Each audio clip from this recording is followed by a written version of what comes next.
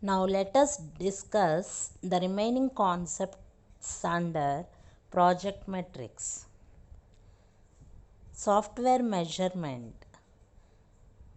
However, we know the measurements related to the engineering world.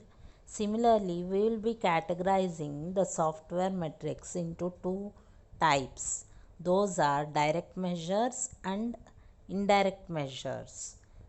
If we consider examples for both the measures, the direct measures are the measures that represent a constant or a fixed value, such as length of a bolt.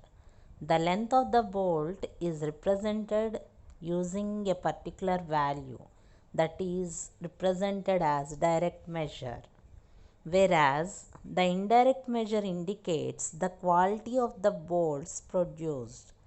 However, we will be identifying several types of bolts in the market. Depending upon the quality of bolts, we will be having cost variations under it. So, such a measure is represented as indirect measure. Coming to the software metrics, we will be discussing about both type of measures. The direct measures of the software engineering process include effort and also cost applied. So measures of the product include execution speed, memory size, defects reported over a period of time, and number of lines of code being produced. It is sometimes represented as LOC. LOC is abbreviated as lines of code. When compared with indirect measures, the product include different functionalities, quality, complexity, maintainability, efficiency, reliability, and many other abilities, which we will be discussing in the future chapters. So, the cost and the effort reported or billed to build the software depends upon number of lines of code being produced and other direct measures that are very easy to collect as long as the specifications of the measurement are informed priorly in advance. If any project identifies all the specifications related to the measurement, then it will be easy for them to process the direct measures. However, the quality and the functionality of software or its maintainability or efficiency are more difficult for assessment and can be measured only indirectly. So, indirectly, we can process the functionality and quality of the software soon the software is being created and released into the market. And hence, we have already partitioned the software metrics domain into process, project, and product metrics. We also noted that individuals often combine to develop project metrics that are public to a software team. So, hence, project metrics are then consolidated to create process metrics in such a way that they are public to the software organization as a whole. The software metrics domain is partitioned into three metrics that we have already discussed as process, project, and product. Every individual must combine all these metrics in order to create a software team for producing a particular software project into the market. We will be consolidating all the other metrics depending upon the type of software organization. The project metrics has to be consolidated. The next concept is size oriented metrics. The metrics that depend upon Size of the software built is derived by normalizing quality or productivity measures and also by considering the size of that software that has been produced. If a software organization maintains simple records, a table of size oriented measures has been created that has been shown in the figure. Once you observe all the columns related to that particular table, the first column represents the project. It may be a project name related to the software built. The next column represents LOC. LOC represents lines of code as we have discussed in the previous slide. Number of lines of code used in order to produce certain project. Effort. Depending upon the time period, the persons are working for number of hours is 24. Depending upon the type of project has been chosen, because depending upon the effort only the persons or team members involved in that project in order to start and complete the task related to the assigned project. The next column is dollar. It represents the cost bared by the project team in order to complete it. The next column is PP document. It means page per documentation. For every project, we will be defining the documentation separately, and depending upon the type of project we choose, we will be having certain number of pages in order to fulfill the needs of that project. It may vary depending upon the number of pages and also the type of project chosen. The next column is errors. We need to maintain the count of errors that have been occurred in the software project so that we can measure the efficiency. It is 134. Next one is defects. Number of defects must be measured in order to identify the uncovered problems related to the building of the project. And the last one is people. The number of persons being responsible in order to complete the project of alpha. This we have taken as an example. Similarly, beta project and also gamma project. You can easily identify all the column and corresponding values depending upon any type of project being represented. This table indicates the size oriented products such as errors per KLOC. K represents kilo, it means 1000. So LOC represents lines of code. 1000 lines of code will be measuring related to the error occurred in the project. Defects 4 per KLOC. 4 defects have been combined in order to represents the 1000 lines of code. For 1000 lines of code, 4 defects have been measured separately. The next one is dollar per LOC. Depending upon the lines of code, the cost variations may be present during the project building. The next one is page of documentation per KLOC. For major projects, we will be considering 1000 lines of code for documentation too. And if we are considering a short project related to duration of months, then the errors per person month is measured and the lines of code per person per month is measured, and also page per documentation is also identified. We have already discussed about the software project. It may be the duration of short period or long period. Some projects may take within week, days time, or some projects may defer to several months Few projects may also take some years to go. So depending upon the project we are considering, we will be identifying.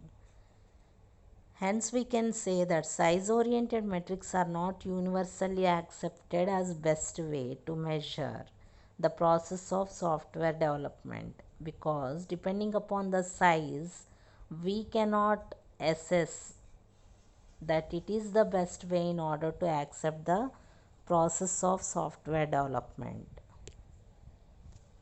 The next topic is function oriented metrics.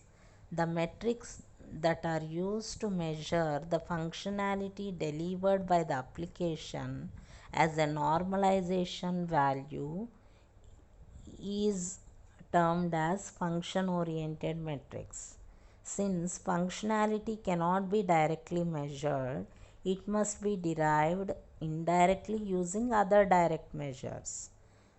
Hence, software oriented metrics were being suggested as a measure using the function point represented by Fp. If we consider the equation in the screen, Fp is equal to count total into 0.65 plus 0.01 into sigma of Fi. These are derived using an empirical relationship based on direct measures of software's information domain and assessment of software complexity. In the formulae, the count total is the sum of all function point entries obtained, and Fi represents complexity adjustment values. The suffix I ranges from 1 to 14 depending upon the responses to the following 14 questions that we'll be discussing in the next slide. For now, let us understand the equation. In order to calculate the function point, we need two values. One is count total and another one is sigma Fi. The remaining values are constant values. So, coming to the measurement parameters, let us consider an example for weighting factor, simple, average, complex. Different divisions we have taken for the weighting factor. Count value will be depending upon the sum of all Fp entries, function point entries, that will be suggesting using the direct measures. So, number of user inputs, we need to count number of user inputs and calculate depending upon that. If the weighting factor is simple, then we will be multiplying with 3, otherwise with 4, otherwise with complex value 6. Then we will be considering some value that is to be noted. Number of user output should be calculated in the similar way. Number of user inquiries are also calculated. Number of files are calculated. Number of external interfaces are calculated. These are all different function point entries that we'll be considering in order to measure the parameters corresponding to the weighting factor. So, count total is being calculated and we will be placing in that equation. Next, coming to the complexity adjustment values. In order to sum all the values, we need to answer the following questions. Those are, the first one indicates, does the system require reliable backup and recovery? So, if the system does not have any backup or any recovery methods, then it will not be reliable to us in order to process any software. So, we need to get the response related to Fi, that is value 1. Value 2 represents the data communications, whether they are required or not. If they are required, then we will be considering them. The next value is, are there distributed processing functions? Whenever we are considering a software project, we'll be distributing the project into several modules to different team members related to that particular project. So the project manager will be assigning or distributing the functionality in between the team members, that will be identifying with the FI3. The fourth response is performance critical? If the performance of the project is critical, then we will be representing with the FI value 4.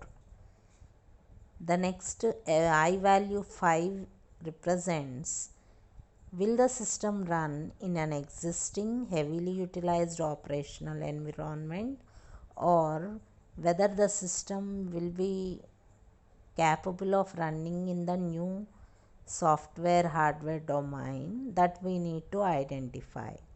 The next I value will be 6 whenever we get the response, does the system require an online data entry? If we need to enter the data in online, then we'll be considering the I value as 6.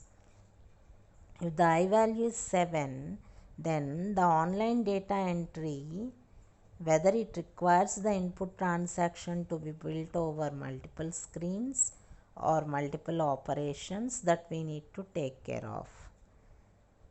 If I is 8, then we need to get the response from the master files whether they have been updated online.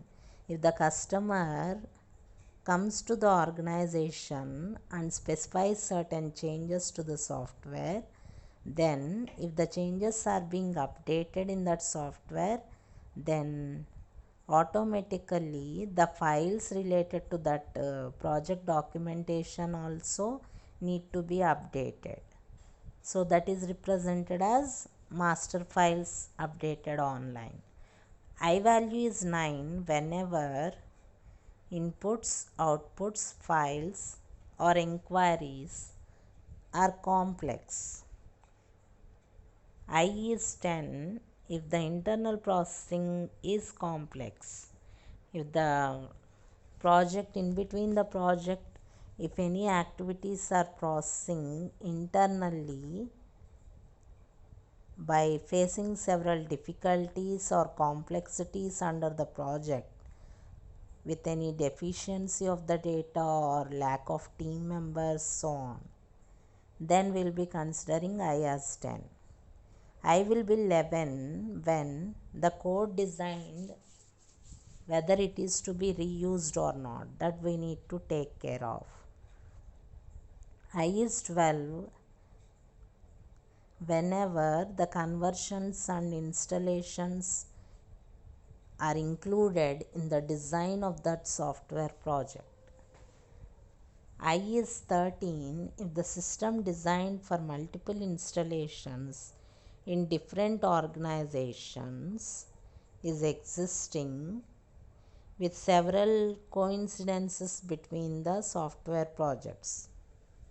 If the multiple installations are present for different organizations, then the system need to be designed according to its purpose.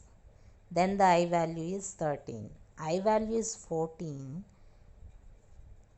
whether the response generated from certain question is the application designed to facilitate change and ease of use by the user. Whatever the application that we have designed must be in such a way that it can be easily modified or easily used by the end user. That is the whole purpose of the end user whenever the software project is ready to use, or it may also change as per the requirements of the user. So we need to have the response for certain question. Then the I value is 14.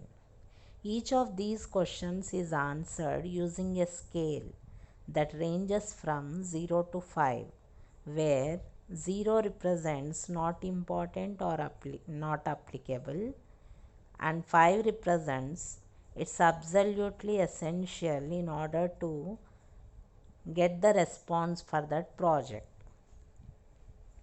I think all of you have an idea about all these four queries.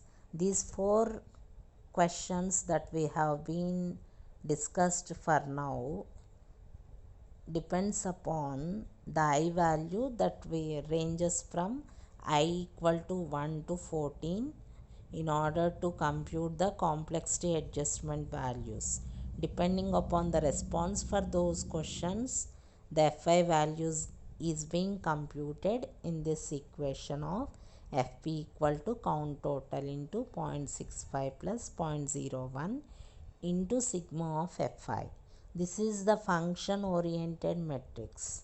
It depends upon the functionality which cannot be directly measured, so it is derived using other direct measures indirectly. That is being represented in the diagram with the measurement parameter considering weighting factor as simple, average and complex. These values are assumed values related to a software project that is being discussed in the prescribed textbook. That is the reason why I didn't indicated the count value directly. After the computation, depending upon the count and also the weighting factor only, we'll be summing all the values related to the FP entries obtained, so that we'll be achieving count total. So then only we can identify the functional point value. Hence everybody came to know about all the concepts that we have discussed today. The learning outcomes today are software measurement, size oriented metrics, function oriented metrics. These are the three learning outcomes that we have discussed for today. Thank you one and all for listening. If you have any sort of queries, feel free to discuss now in the chat box. Thank you.